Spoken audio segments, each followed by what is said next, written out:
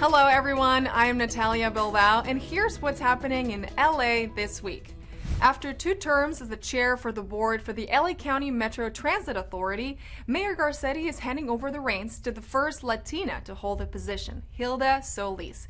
Channel 35 was there as LA Metro and Mayor Garcetti welcomed aboard a new chair and a new CEO.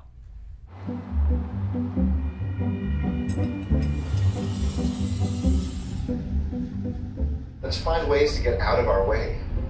Don't find the rules to why we can't do things. Let's find the ways that we can. Right now, our first priority is restoring back transit service to pre-pandemic levels so we get more service out on the street by this fall. Also, want to focus on leading with equity in everything we do, from service to the projects to how we invest in housing. And then third, I'm focused on preparing us for the Olympic and Paralympic Games, making sure that we have a world-class experience for both our residents of LA County and all the world visitors that we'll have.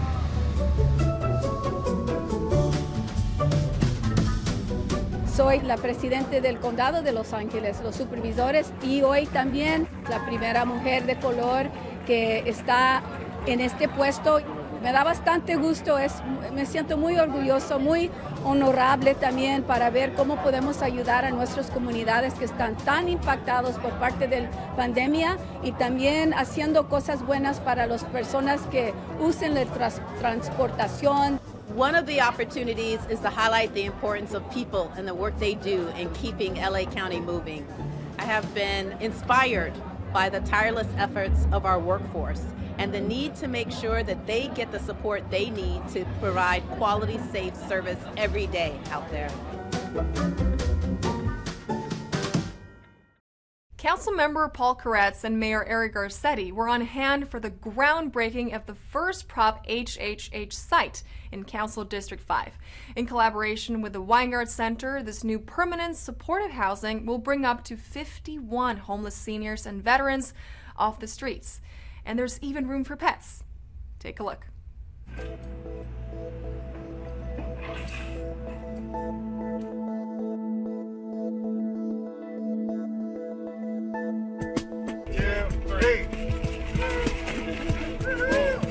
Sorry about that. We're breaking ground on our first HHH project in Council District 5. It's going to be beautifully designed. It's going to use state-of-the-art modular housing to make it a much more cost-effective and fast process. And so we believe this can be the example for how to do HHH housing and affordable housing in the future.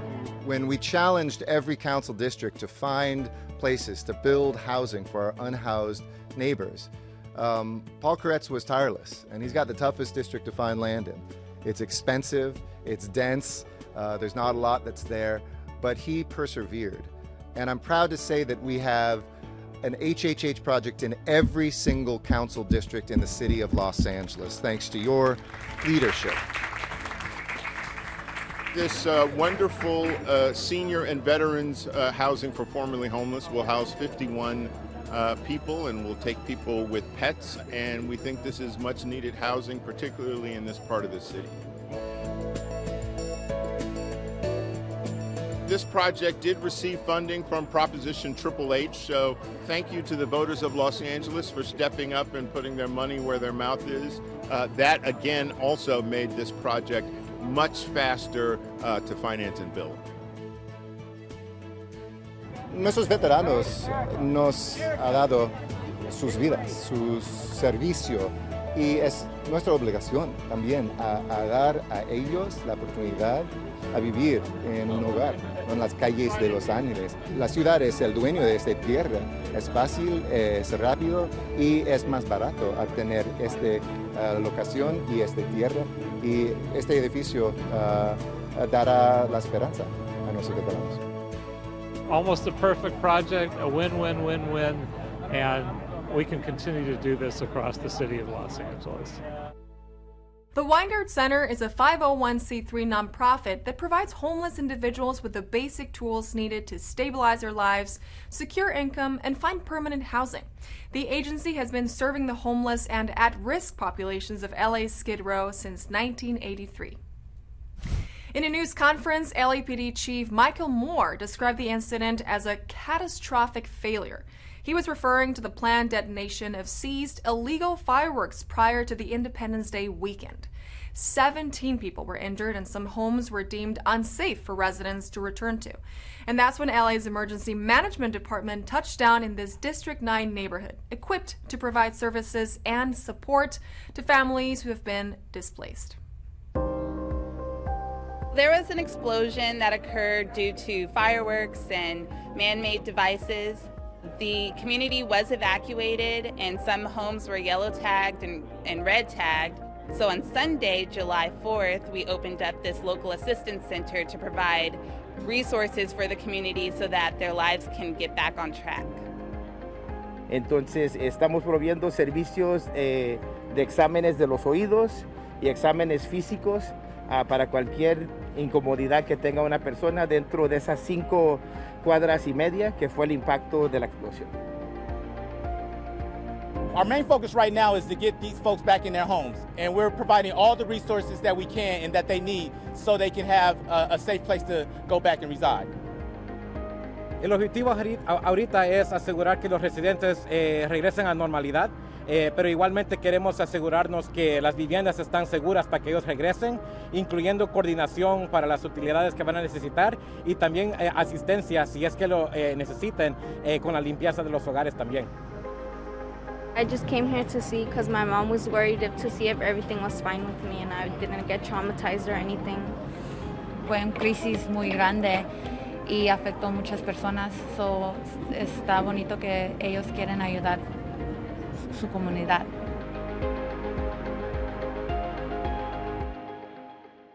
The gradual lifting of COVID-19 restrictions means that communities can once again safely gather. For Councilmember Mitch, it means getting back into the groove of his direct contact with constituents through a Councilmember on Your Corner event. Here's that story.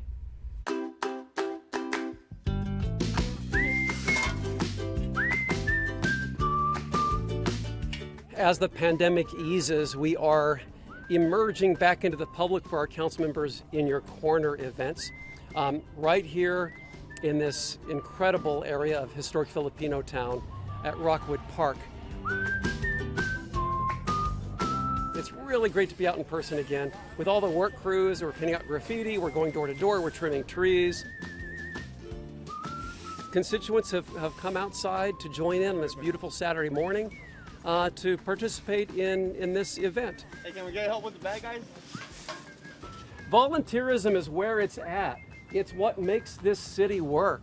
People come together and exchange ideas, and it really is an inspiring Saturday once a month in our district, and it's really great to be here, and people love participating.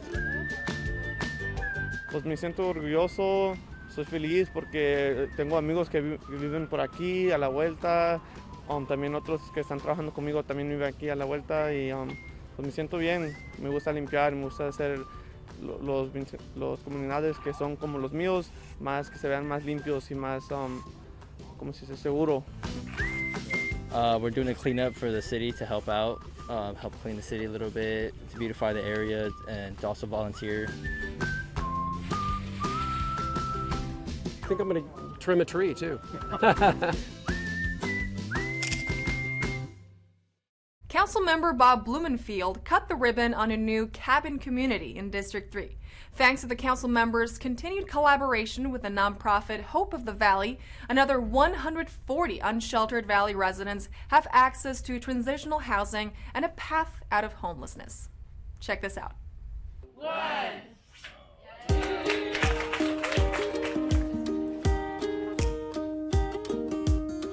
This is transitional housing that is now up and running. It is the second cabin community in my district to go up.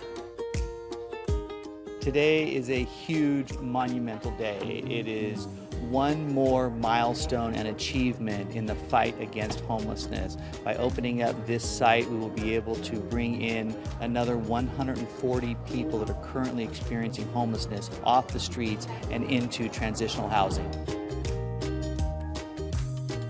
There are outreach and engagement teams that are already out in the community. They're talking to anybody that they can find that lives in an encampment, living in a car, living on the streets, and informing and notifying them of this particular facility.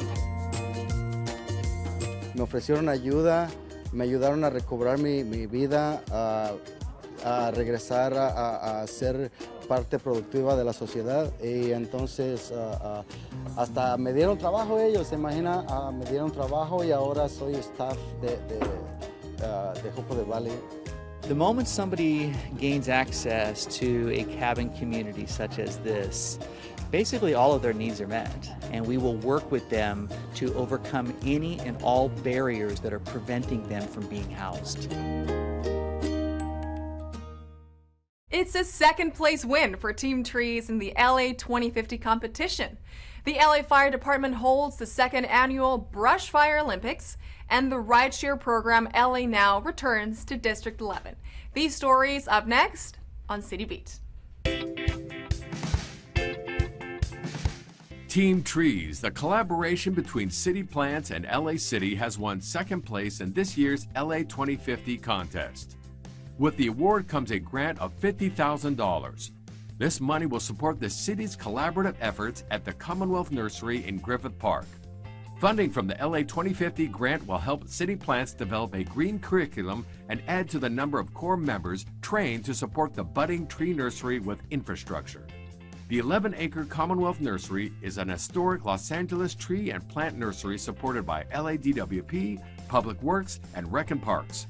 They work in collaboration with several nonprofit organizations such as City Plants as part of LA's Green New Deal. In an effort to prepare for brush fire season, Los Angeles Fire Chief Ralph Terrazas has created his own Brush Olympics.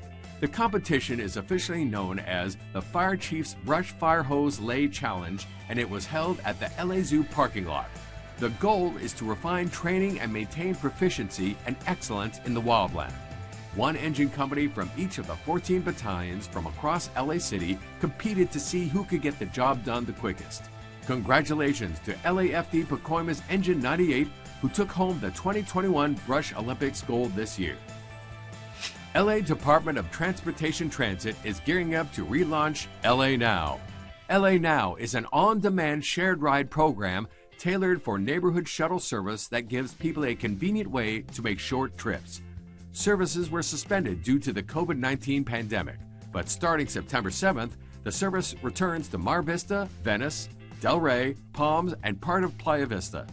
You can request LA Now through a new and improved smartphone app by visiting ladottransit.com/LA Now or by calling 818-493-6211.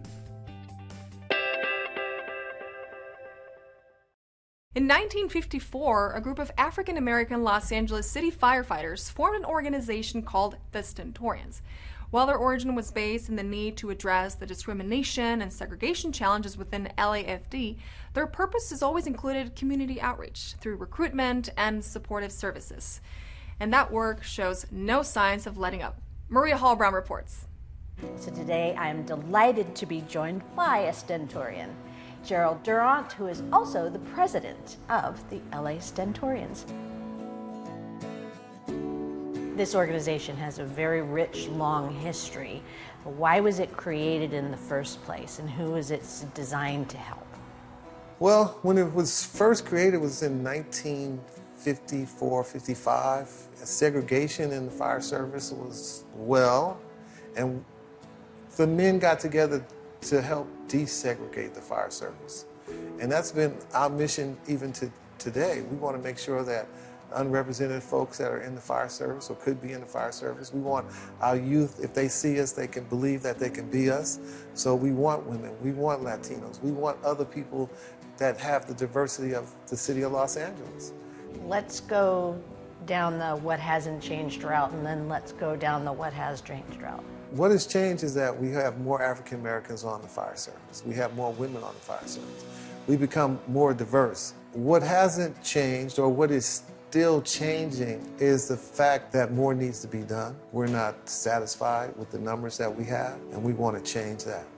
We want our young men and women to believe that this is a career that they can have.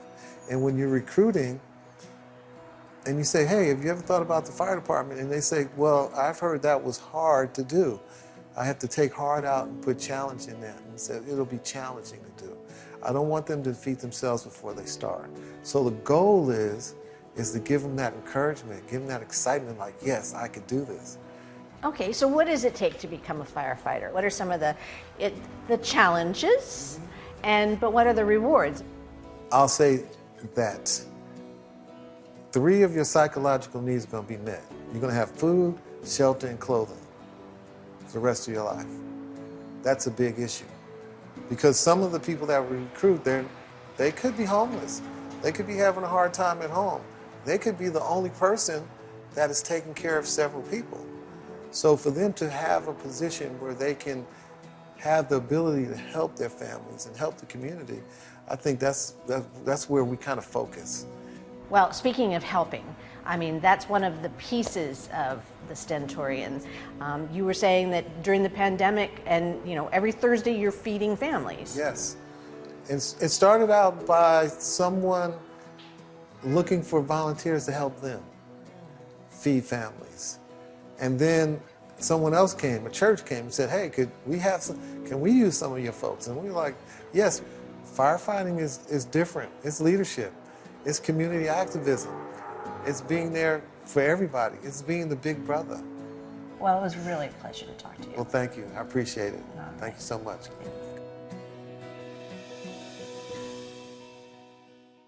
Silent Spring by Rachel Carson has been referred to as one of the books that changed the science world, and Councilmember Paul PEREZ cites this 1962 environmental science book as the one that most influenced his path of environmental awareness.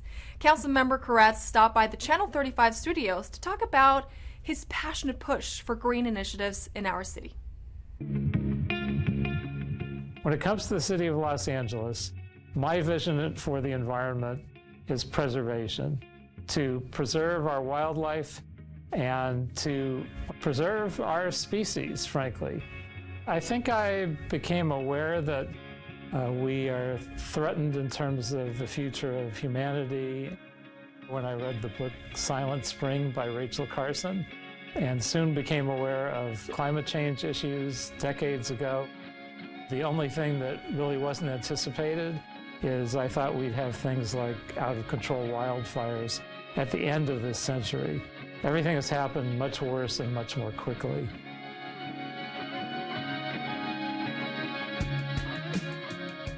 Well, that office was created recently to respond much more quickly and aggressively to the climate crisis. When we began that effort, actually, other cities took that as a declaration of a climate emergency, and there are now around 2,000 cities around the world that have taken the step of declaring a climate emergency and are starting to take action to deal with it. If we, as what was once the smoggiest city in the world, can become one of the cleanest and one of the ones that has taken all the steps to combat climate change, we hope that thousands of cities will join our efforts. My ultimate goal is really to stop climate change before it destroys the human race.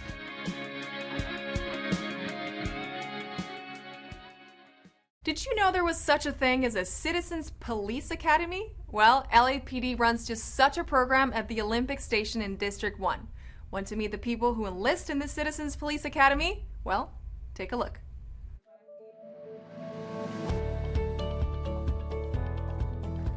A number of citizens are being given their certificates. They attended a 16-week course for the Citizens Police Academy. A number of these citizens that are here that attended that academy also volunteer in the Neighborhood Watch program and are part of our volunteer team here at Olympic Station. This This is definitely a bridge between the community and LAPD. It establishes that relationship and trust where they can go ahead and ask questions that maybe, if you weren't taking part of this program, you wouldn't feel comfortable asking. They're very vital, the police department and the community. They get the word out when we need to do vaccinations, when we do job fairs. They get that information out to the community. El beneficio que tenemos es que estamos aprendiendo, dándole amor a la comunidad, quitándole el miedo, ese tabú que tiene la comunidad con los oficiales. Más que todo es de que los oficiales son seres humanos como nosotros. The Neighborhood Watch handled with reaching out to other community members to take part in this program, and I think it's great. We believe that their work has definitely shown a difference and it helps empower them.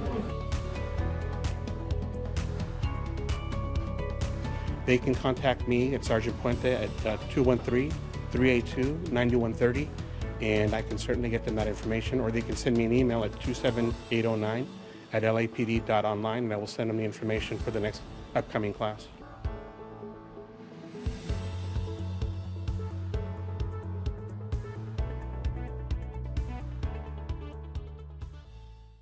The Hollyhock House in East Hollywood was designated a UNESCO World Heritage Site in 2019. But Hollyhock House is not the only historic feature of LA City's Barnsdall Park. A century-old olive grove is getting new renovations for the 21st century.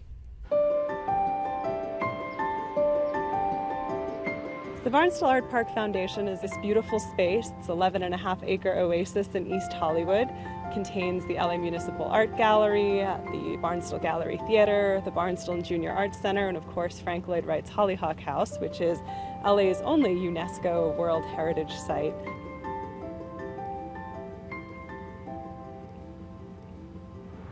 This used to be an olive farm before it became the Hollyhock House and the Barnsdall Art Park as we know it. And so a lot of these trees are in the exact formation where the original grove used to be.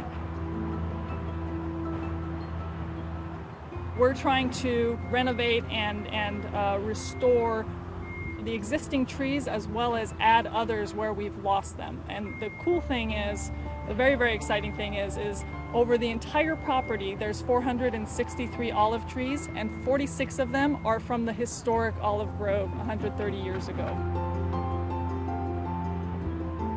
The Parks Foundation has a park forest initiative that is meant to increase tree canopy. The benefits of trees are numerous, aside from the cooling benefits and the shading benefits and the wildlife habitat benefits. It's something that increases the quality of people's lives when there are green spaces and open spaces, especially in parks that are surrounded by concrete like Barnsdall Art Park is.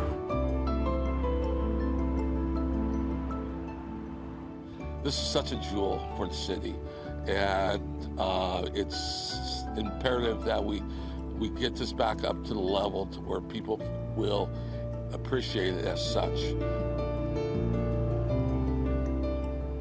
The 150-50 campaign is the Foundation's signature fundraising initiative for this year. It's meant to commemorate 3 significant milestones at the park: 100 years of the completion of Hollyhock House, 50 years for the completion of the LA Municipal Arts Gallery, and 50 years since the park was added to the National Register of Historic Places. So our aim with this campaign is to raise funds to support all of the wonderful institutions that are up here on Olive Hill, and to enable the city to best enable other people to enjoy all of the things that the park has to offer. He started his career in public service as a patrolman in 1978. He is known for his frequent disagreements with Maricopa County Sheriff Joe Arpaio over immigration sweeps, and he accepted the behemoth undertaking as LAPD training officer in the height of the Rampart scandal in 2000. In our feature story this week, Maria Hall-Brown sits down with Los Angeles District Attorney George Gascon to discuss his practice of empathy and compassion within his role as LA County's District Attorney.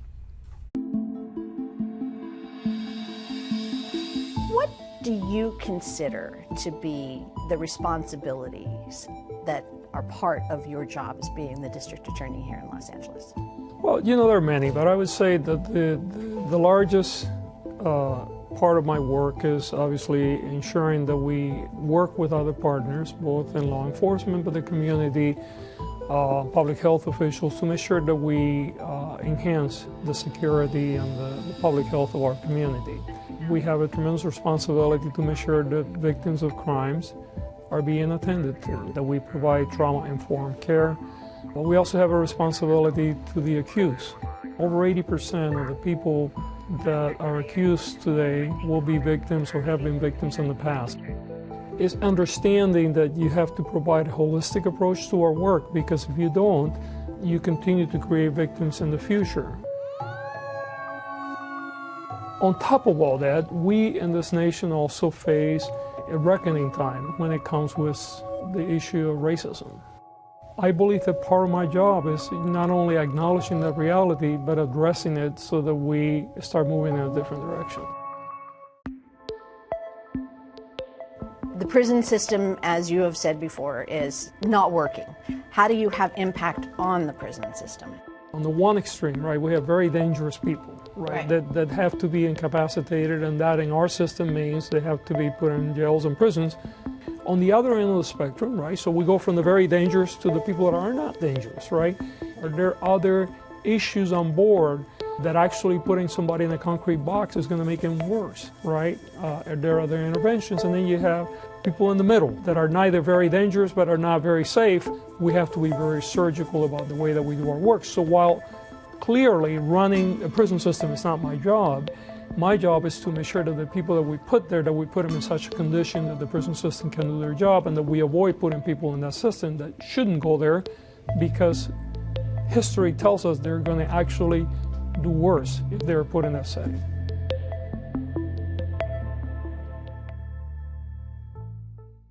Join the library's Jedi Academy Star Wars Club for Teens. Sign on for a Cat Chat Zoom, or get to know LA Parks through a drawing workshop. All this up next on Things to Do. Get in touch with the Force at the Cahuenga Jedi Academy, a Star Wars club, open to teens ages 13 through 18. Young Jedis will explore how these iconic sci-fi characters address topics like philosophy, ethics, science, and mindfulness. Enjoy fun virtual activities like Jeopardy, Fan Fiction Day, and charades. Don't miss the Cahuenga Jedi Academy Star Wars Club for Teens, happening Thursday, July 22nd at 4:30 p.m. For more information, email mmarone@lapl.org. Tune in for July's Cat Chat, brought to you by Los Angeles Animal Services. This online webinar is a place where fosters and adopters can ask questions about their pet cats and kittens. This month's special topic is separation anxiety. You can get free professional advice from LA Animal Services staff and volunteers about your feline family members. The next Cat Chat happens Saturday, July 24th, beginning at 10 a.m. To sign up to participate, please visit laanimalservices.com and check out their events page. The Hollywood Regional Branch of the LA Public Library invites you to the We Heart LA Parks Drawing Workshop with Tracy Park. Editors Andrea Richards and Tina Apelles will share details of how the book came to be. Contributor Tracy Park will show the development of her park illustrations, as well as leading participants in drawing their dream parks. Pick up copies of the coloring pages at the Hollywood Regional Library. Or you can email holywd@lapl.org to receive illustrations of Angels Gate Park, Carlton Way Park, and Everett Triangle Park. Just bring your art supplies and creativity. The We Heart LA Parks Drawing Workshop with Tracy Park Zoom kicks off Thursday, July 22nd at 6 p.m. And that's a look at some virtual things to do.